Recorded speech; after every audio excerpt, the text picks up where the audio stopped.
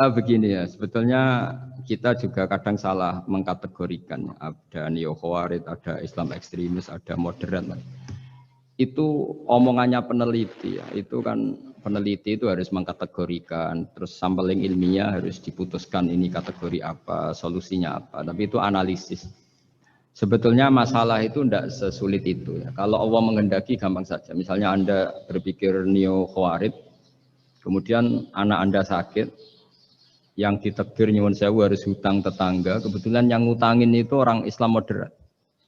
Ini yang sering lupa, para analis itu, saya ulang lagi, para analis itu, mbok ya ngregani pangeran. Saya itu sering ketemu para analis.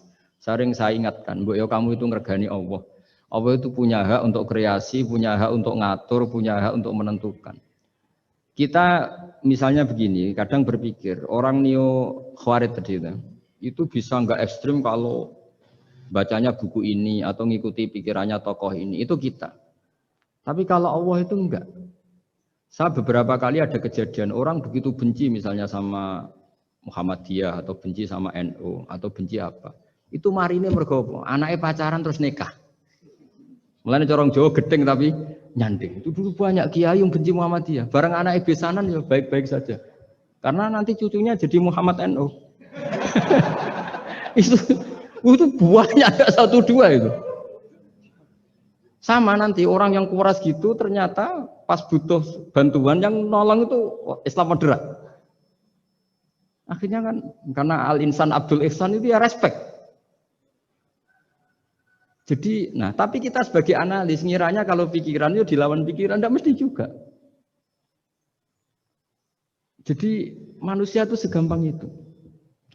Dulu yang namanya Abi Sufyan itu bencinya sama Nabi, Masya Allah juga sebaliknya.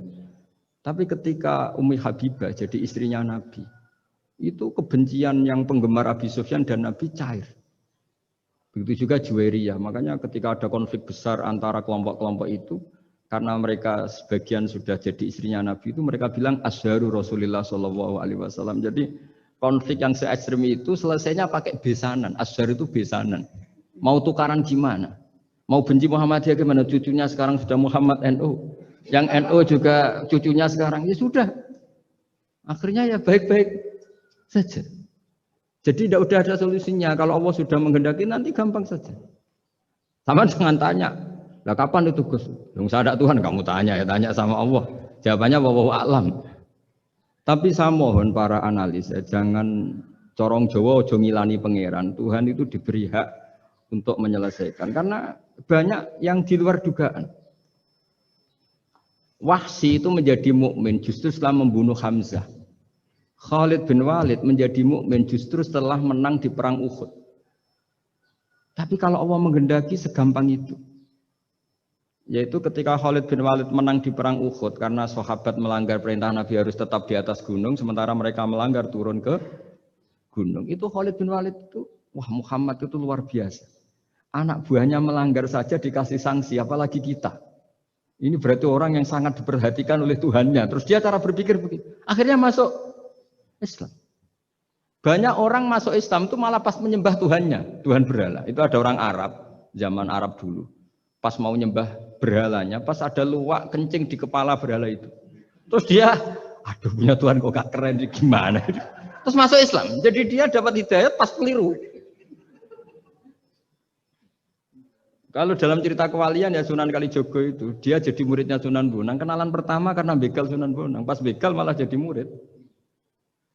Jadi kalau Allah itu punya sekian cara. Kadang kiai itu gak bisa mengislamkan orang, tapi banyak mahasiswa punya pacar non muslim itu yang islamkan pacarnya. Ribet kan kalau sudah mau apa coba itu memang.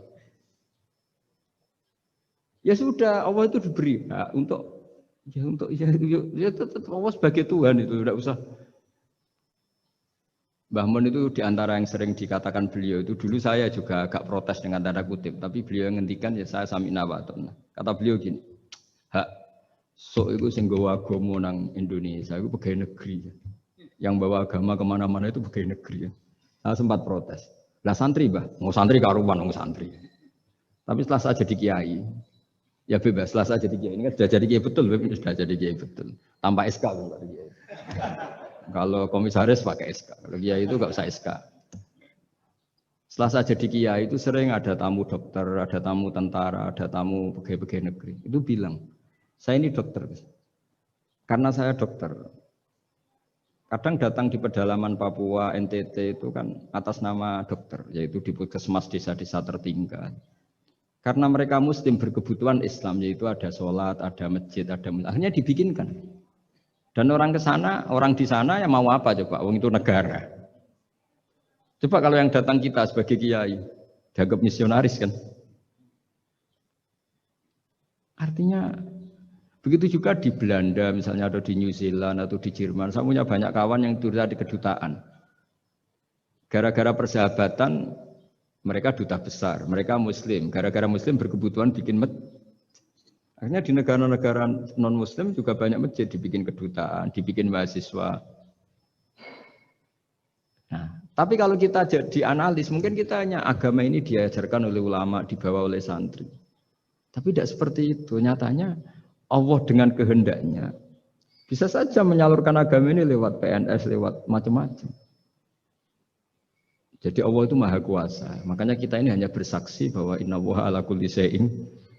Nah kita sebagai kiai memang bantu mengenalkan ahkam fikihnya yang detail-detail itu.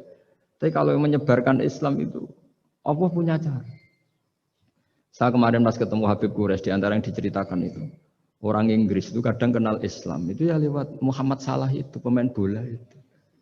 Karena mereka tidak ingin ngamati kiai, yang ingin diamati pemain bola. Jadi pertama itu orang Prancis itu tidak benci Islam itu gara-gara Zainuddin Yazid Zidane itu. Zizou itu loh, itu namanya Zainuddin Yazid.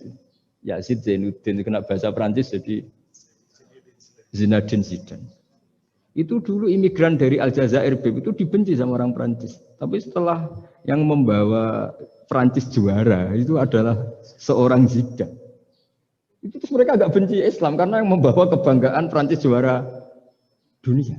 Apalagi kalau nggak salah pas itu ada 3 pemain Muslim Prancis. Orang ngira orang Prancis tidak benci Islam kan nunggu toleransi beragama lewat buku-buku toleran. Ternyata enggak karena pemain bola aja Pak. Kalau mau mengendaki sampai jurnal-jurnal di Prancis setelah juara dunia siapa bisa membenci orang Aljazair? Mereka harga kita, mereka martabat kita. Padahal dulu pandang sebelah. Dulu itu orang di Inggris, pemain Inggris itu kalau mau sholat susah, mau puasa susah. Terus mereka ingin minta hak puasa kalau musim puasa. Tapi menjadi mudah di luar dugaan. Manchester City dibeli Sulaiman Al-Fahim. Ya sudah mau apa coba manajernya yang punya Muslim. Nah, larang sholat tak pecat kan? Ya akhirnya ya malah ada masjid. Pelatihnya kalau ada yang puasa gitu, monggo dari akan mau apa coba. Segampang itu kalau Allah mengubah dunia. Makanya disebut ya mukhawwilal ahwal hawil ahwalana ila ahsanil hal, ya muqallibal qulub sabit qalbi ala dinik. Ya udah pokoknya semua itu ya kita ikhtiar tapi tetap yakin Allah yang punya cara. Dalam sejarah yang terkenal Islam masuk Indonesia itu tidak lewat ustadz, lewat pedagang. Versi ya sejarah yang terkenal meskipun banyak versi. Gara-gara ada pedagang, mereka Muslim mau tidak mau ya tetap berkehidupan Muslim. Berhubung kehidupan Islam itu menarik, simpatik, akhirnya banyak yang menjadi Islam. Jadi ya sudah seperti itu. Ya saya kira demikian. Terakhir loh, waktunya. Ya sudah.